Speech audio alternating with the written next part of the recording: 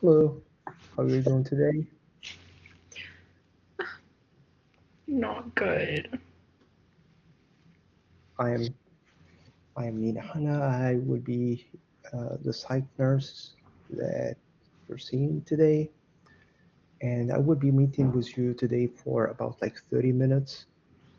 Before we begin, I just want to let you know that this is a safe and confidential space to talk about whatever has been waiting on you, and you can take your time. And if any question feels for you that is not comfortable, you can skip it at any time. Okay. Uh, only only information gets revealed with your permission or if it poses a risk uh, for your safety or for others. My goal today is to try to understand what has been going on and work with you to identify ways for you to feel better. How does this sound like? Yeah. I just don't really know what's going on. So, yeah, that sounds fine. So, how have things been going lately for you?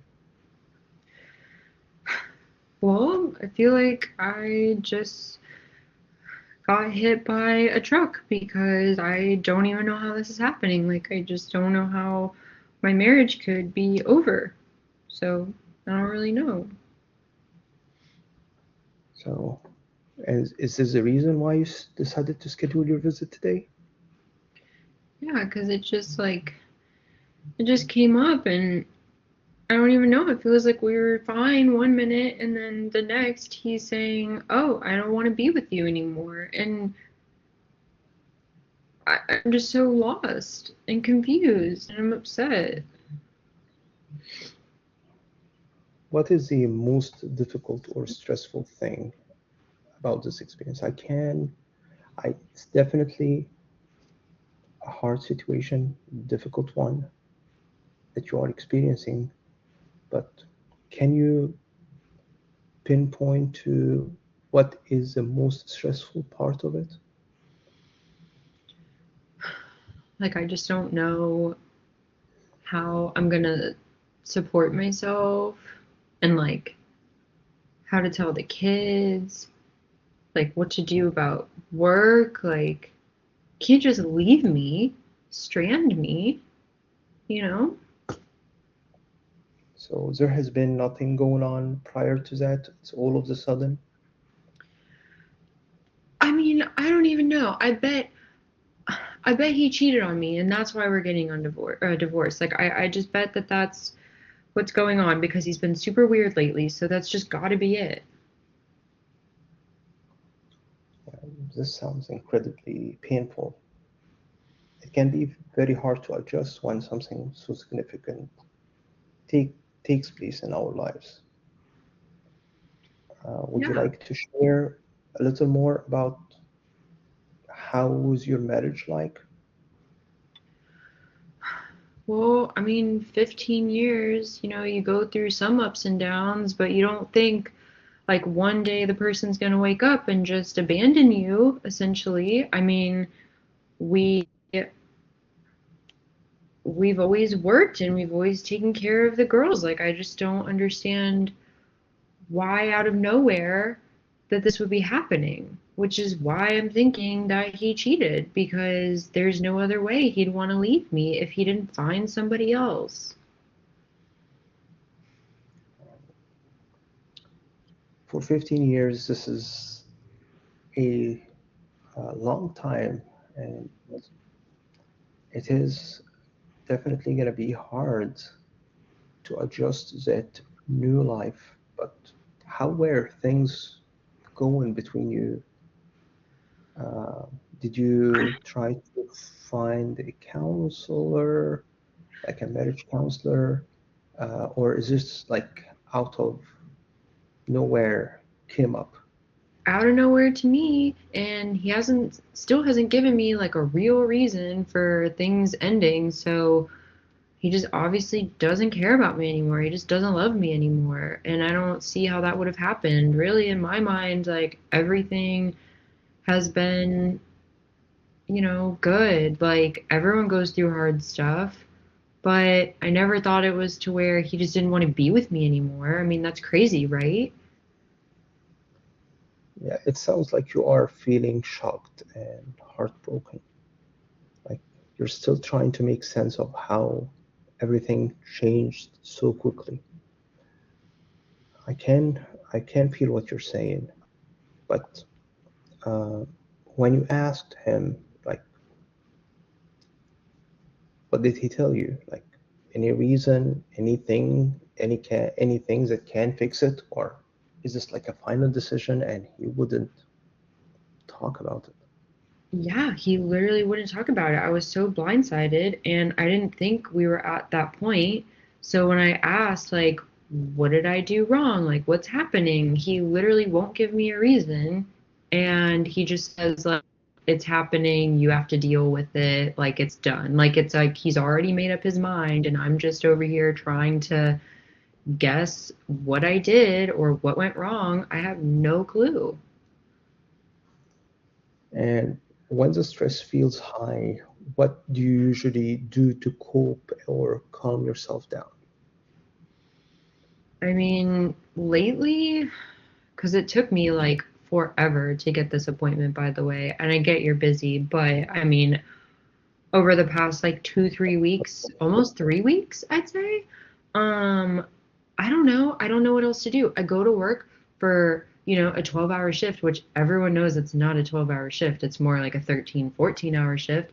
And then I just want to come home and de-stress. Like, I don't want to be around this right now. So I will, take my shower, make sure the girls are all set for bed. You But still staying in the same household together, yeah, he's or still there. Over like he told me this like almost 3 weeks ago that we were just over, and then he's filing for divorce, and then we've still been living together, and it's like, what was the plan? And now he says, "Oh, I'm gonna go get a hotel room until I figure out where else to go." And it's like it just feels like my skin crawls when I get home because I like still haven't even told the girls. and any change in your sleep, appetite, or energy levels lately after? Yeah, I mean, I'm sleeping for shit because I can't stop stressing about this. And like, obviously, we're not, in the same room anymore. Like, I've just honestly taken myself to the couch. I'm not even kicking him out because it feels like I'm like the one being kicked out. So I'm sleeping on the couch. I'm sleeping horribly. I can't eat. I feel like all I want to do is just have my glass of wine and take a shower and like come home and de-stress. That's all I want to do. And have you ever find yourself drinking uh, more than usual? How is the drinking affecting you? How often do you drink? I mean, anyone in my situation would want to have a few, but I am drinking, I don't know, like 2, 3 glasses of wine, mostly, I don't know, those nights I get home from work. So probably like 3 nights or 4 nights a week, which is pretty good. I mean, I should be drinking every night for how I feel. Yeah, like, do you find it helping? Do you notice it affects your sleep or mood afterwards? Honestly, my mood's just been so all over the place and like sad and angry and confused that I wouldn't even say it has anything to do with the alcohol. I think it just helps me like calm down enough to stop crying to go to sleep. Thank you for being open about that. Many people use alcohol to cope with their stress, uh, but we we will be working together to find better coping skills that will not be as harmful on the long run compared to uh, drinking alcohol. Does this sound a good idea? I mean, like, I don't want it to get in the way of taking care of my kids and like my patients at work, but I really don't think it's like my biggest deal. I guess I could like reduce it, but I don't know what else to do. I mean, I'm already like basically maxed out on, my Zoloft, and I'm just like, I don't even know what else to do to help And me handle this right now. you know, um, how long have you been on Zoloft, Like 2-ish years. right? I And think like it's been fine, but now I'm just like, this is so out of left field. I'm just like, how do I handle this? I don't even know.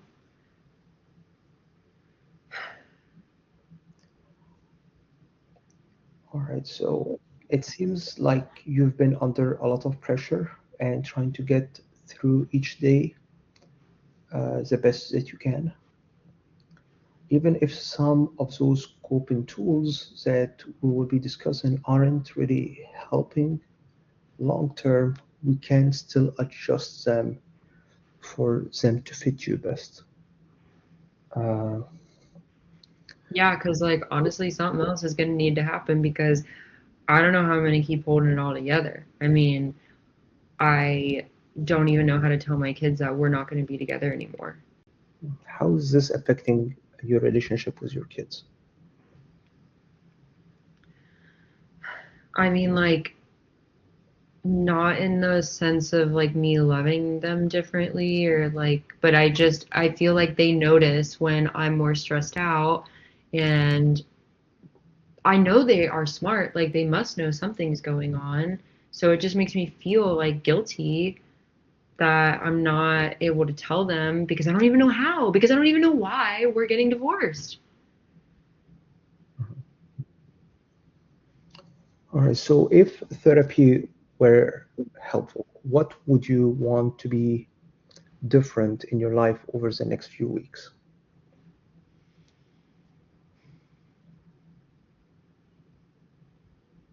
Honestly, I just wish I could stop all of the like racing thoughts like what did I do wrong? Like why won't he give me a real answer? Like I just don't even want to think like that because it's not helpful. He's not even talking to me. I just don't And want to feel like I'm crumbling anymore. and what would feeling better or more in control will look like for you?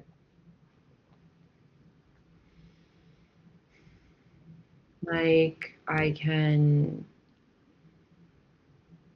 get through a shift and come home and like do the stuff I need to do for the girls and just like try to like not care about him and like kind of just let the process play out. Like I don't want to feel like this is already happening to me. Like I'm not, I guess I can't even change his mind. I wish I could, but since it's already happening to me, I wish I could just deal with it better because I feel like I'm falling apart. Like, I mean, gosh, like the last time I felt this overwhelmed, I, was back in nursing school with the girls when they were super little, and, we got through that, but that was because we were together. And now we're going through something even harder and we're not going to be together. So I just don't know what to do. So, if you would set a main priority that we can work on together, is it managing stress, improving your sleep, finding healthy ways to cope? Which one would be your first priority? Well, I don't think the stress level is going to get any worse. Like, I can't change what's happening to me. So I guess like the coping skills, like maybe what can I do? Because I feel like the sertraline isn't really helping at this point. Mhm.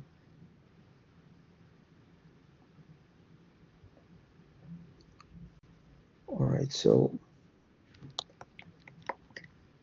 if I would say uh, a short-term goal might be managing daily stress and reduce alcohol uh, as a coping strategy.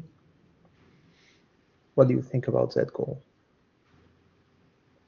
I mean, I think reducing the alcohol is the only thing I can control because can't really change that I got to go to work and that, the girls still need me. So I guess I can do that. So, sometimes stuff happens outside of our hand and we can't change. So, but we can change how we respond to it. So, managing the stress seems to be something that you can work on, but changing the whole situation might be out of reach at this point if you are saying that he has already made his mind. So, do you think Yeah. better coping strategies can be more helpful than alcohol, especially as you are working as a nurse and you should be focused all the time? Yeah. Yeah. I can do Yeah, that. you think so?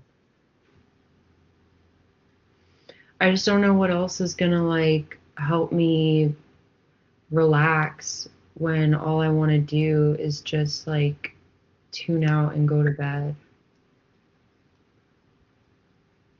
Yeah. So, like, it is what you're passing through is normal. Uh, when we go through a loss, like divorce, for example, it's normal to feel disbelief, sadness, anger, even guilt. It's part of the grief process. These feelings can come in waves. Uh, so you might feel better for a while and then they may reoccur and you re-experience those feelings one more time. So I don't want you to, when we start working on those coping skills, to not be despair and get a feeling that they are not working because you felt better for a while and then you felt worse again. So I want you to keep this in the back of your mind as we are uh, practicing some of those coping skills. Uh, So you're saying like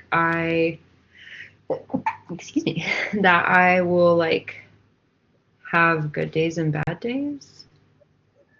it is part of the normal grief process. It should get better with time, but initially, especially because you're still living in the same household, you're still gonna be going to court filing the divorce. You have children, so you're gonna be seeing each other frequently. So we need to kind of cope with those feelings so they may reoccur, reemerge, which is not something that you need to be worried about. And I want you to understand at this point this is going to be part of the normal response for you to not give up on the skills that we're going to be learning. Does this sound good thought? Yeah. Yeah. Yeah. So what can All I right. do? So, so when the thought "I can't believe this is happening" comes up, try adding a gentle reality-based reframe, like "This is painful, but I'm beginning to adjust and find my footing." This shift from powerlessness to acceptance. So rather than feeling that I can't do anything, I will be accepting the reality that this person is no longer my husband. So I need to accept that reality, especially if I don't have any ability to change it. It's out of my hands. So accepting the reality is one key fundamental thing. So whenever a feeling of powerlessness occurs to you, I want you to think, all right, so this is my current situation, and this is what I will need to be dealing with, and this is the reality I'm in, rather than uh, this feeling of powerlessness carries on and everything gets messed up with kids at work. What do you think about that? Do you think you Yeah, can remind yourself that this is a reality? I have gone through struggles before, and this is another one. It might be harder, but still, it is my reality, and I have to deal with it. yeah, that's helpful. Cause like I don't know, it just feels so lonely too. But I guess like other people have gone through this, so I can get through it. And um yeah, I just like don't know, like that's gonna take a long time, right? To kind of like So think it's about. like your brain is like a muscle. The more you train it, the stronger it gets. So if you reminded yourself constantly of it, that this is a reality and this is out of your hand, that you cannot change, this will allow you to accept it and allow you to deal with the situation uh, from a different perspective and manage your life in a better way. So it's not a once and done. It's not like a switch that you're gonna be doing once and you will never feel powerless again. So whenever I want you to practice this, whenever that thought comes to you, I want you to remind yourself constantly, this is a reality. This is this. I'm not the only one who did pass through this, and that I have passed through lots of struggles before, and I can go through this as well. What do you think? Do you believe you can do that? To constantly remind yourself of it? Yeah, I mean, I think since it's all I'm thinking about right now, it will be pretty easy to do that. Yeah. Yeah. So try. Yeah. And as I'm telling you, over time it gets better and better and better, and you're gonna be able to handle that overwhelming thought. Right? Uh, Yeah, because I don't want my now, patients or like my coworkers to see like how much I'm really struggling, you know? so some things that will be, yeah, so some things that this is a long-term strategy that I want you to start on right now for it to kind of get an outcome that you want in a few months from now. And something that you can do short term is uh, practice uh, grounding exercise. Did you hear this term before? Like literally like the floor? The floor, yeah. So Oh. we are. So whenever you feel overwhelmed, I want you to sit comfortably. Notice your feet on the floor. Inhale slowly through your nose for 4 seconds in. You can do it now if you would like. Sit comfortably. Notice your feet on the floor. Mhm. Take a deep breath in for 4 seconds and hold for two. Exhale through your mouth for 6 seconds. Slowly, with each breath out, imagine letting go of your tension.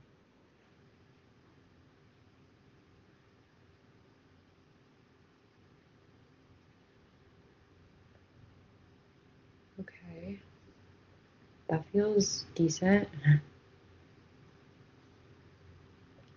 Also, so this wouldn't require you to do anything out of ordinary. So you can do it anytime. If you want to take a bathroom break at work, for example, you can do that when you feel overwhelmed and stressed. Something that you can do at home and also help you strengthen your relationship with your kids is to go visit a friend or have a walk. Also, journaling whenever you get those thoughts and note how did you respond to those thoughts internally. So I got this overwhelming thought. This is what I was thinking. So I want you to do this after until we meet next session. So whenever you have an overwhelming thought that you feel you cannot control, I want you to write down whatever was on your mind and how it impacted your body. How does it feel for you physically? And I want you to adjust that thought into a reality focused thought and write down, so it's 3 columns. I will send you a template for you to fill if you would like. So you write whenever you feel that overwhelming thought, I want you to write it down. Notice your body's reaction to it and how you did correct that thought into a reality focused one rather than helplessness or hopelessness. Right? So, So, like the literal thought, but then like the underneath thought. so the literal thought that you got, how can I, for example, how can I work and take care of the kids all by myself? This is the thought. Mhm. The reality, yeah. So check out on Google, for example, how many single mothers that are successful, percentages. Uh, so this is reality. Like all those people were able to succeed and they were passing through the same situation as I am. So I still can do it. So we know that we cannot change the reality, but we need to best deal with it. Do you think you can do that? Yeah. Yeah, I can work on that until next time and like just see how it goes. All right. Great. All right. So before we wrap up, how would you describe how you're feeling right now compared to when we started? I was like really, really upset when we started. So now I guess I feel a little better than that. All right. So on a scale from 0 to 10, how intense does your stress feel right now? Like a 9.5, but I mean, that's not really going to change right now. But I know, like you said, I can like ask my parents for help with the girls or something, or, like I guess I could manage it better, like you said. Yeah. So yeah, having such uh, family support and community. So are your parents living in town? Can you visit Hmm. them? Yeah, They live like a few miles away. that's great. And are they retired? Are they able to take care of the kids while you are at work? Yeah, mom's retired, dad's not retired yet, so mom could help. Okay. All right. So and kids are what grades? 10 and 8, so fifth and third. So what? So 10, 10, 8, 10 and years old and 8 years old, yeah. 10 years old and 8 years old. Right. So they are busy at school except for the summer. So Yeah. so it's And kind then they've of got their dance and like their sleepovers and all that stuff that, My husband would take them too if I was at work, so now I just need to ask my parents. Yeah, and when you are uh, adjusting your schedule, I want you to also be mindful of how this may be affecting your kids. So I want you to be more involved and intentional in your involvement with them in their activities, for them to not feel that uh, retrieval kind of the father. Uh, and also, when focus, this will allow you to focus on something else than what you're worried about or what makes you upset. So when you get more involved with your kids, it's kind of shift. It will shift your mind away from that stressful situation. Okay. Yeah, that makes And sense. I hear you. and out of today's session, what felt most helpful to you? Honestly, the breathing. That was super nice. So I guess I could do that and before bed instead. So also breathing and writing down uh, the emotion that you are experiencing at times whenever you feel overwhelmed, and what a do a reality check on it. This is what I'm looking for from you. And also, whenever you are about to drink, try to think what best coping skills that I can use, what better coping skills that I can use that wouldn't make me in need of drinking.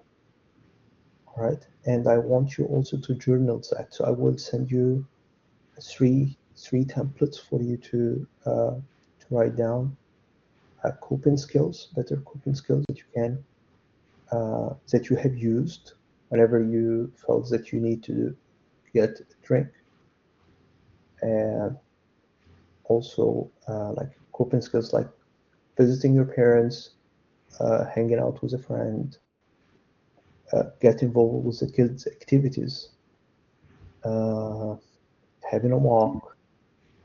All those are healthier coping skills. So I want you to write those down whenever you feel the urge or the need to get a alcohol drink. All right. Okay. So we you have taken a really important step by opening up today. I can't tell you how much this has been waiting on you. Healing takes time, and you have taken the first step towards reaching that healed status. All right. So I really appreciate your openness, and thank you so much for coming today. And uh, maybe we'll see you next week for me to get some updates about the journaling. And I will send you now the templates for you to start working on. Does Cool. this sound Thank good? you. Yeah, Mhm. that sounds good. I appreciate you. No problem. You have any questions for me? Nope. All right. So we'll see you next week. And we'll send you the to the scheduler for them to schedule a time. All right. Okay. Thanks. Have a good one.